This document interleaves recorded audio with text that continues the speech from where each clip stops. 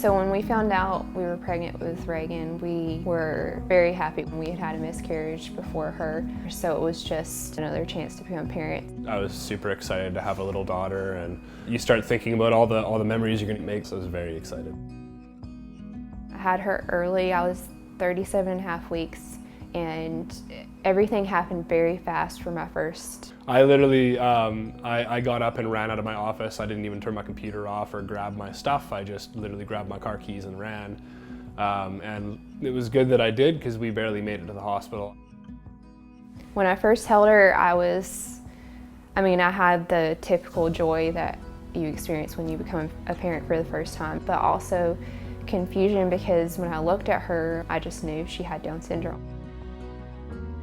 They say that the risk is, so low, and the probability is so against you that, it's not going to happen. So I kind of was just in my own head like, no, there's no way.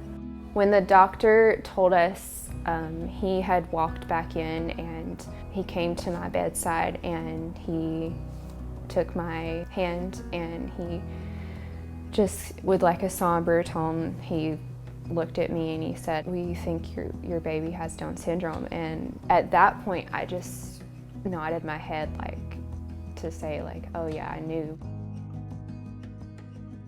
I just remember being really sad, for a while, for the first few days. Just there was a lot of emotions to process, a lot of people coming in and out to do tests. The one thing that I never questioned was I loved her and I wouldn't trade her for anything, but it was still hard to think about the future, just the fear of the unknown. It's because we had this expectation of what parenthood would look like, and that was taken away from us. And even though we were in this, turmoil emotionally, we were dealing with all of that, we still weren't sorry.